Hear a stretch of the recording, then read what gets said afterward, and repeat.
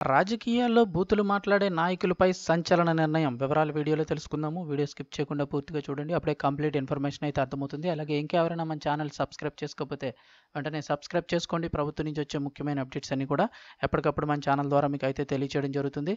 అలాగే వీడియోని లైక్ చేసినట్లయితే మరింత మందికి సమాచారం చేరుతుంది. ఇంక వివరాల్లోకి అయితే వెళ్ళిపోదాము.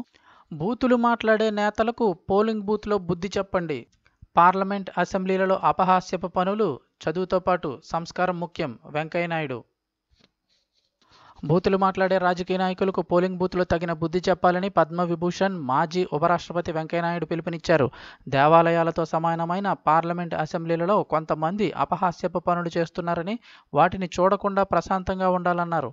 సోమవారం విశాఖలోని ఎస్ఎఫ్ఎస్ స్కూల్ గోల్డెన్ జూబ్లీ వేడుక ముగింపుల్లో పాల్గొన్న వెంకయ్యనాయుడు ముఖ్య అతిథిగా పాల్గొని కీలక ప్రసంగం చేశారు. కొందరు రాజకీయ నాయకులు స్థాయి మరిచి చౌకబారు మాటలు మాట్లాడుతున్నారని, అటువంటి మాటలు ఇక మీదటైనా మాట్లాడకూడదన్నారు. ఈ మధ్యకాలంలో రాజకీయ నాయకుల నుంచి బూతుల మాటలు పెరిగాయన్నారు.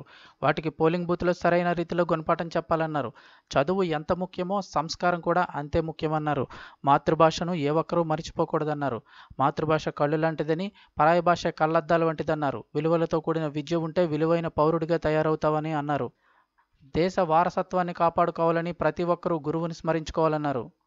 గురువు కంటే గూగుల్ గొప్పది కాదు అని, ఒక మంచి నాయకత్వం ఉంటే దేశం అన్ని రంగాల్లో అభివృద్ధి చెందుతుందన్నారు. భారతదేశం మోడీ నాయకత్వంలో ముందుకు దూసుకుపోతుందన్నారు.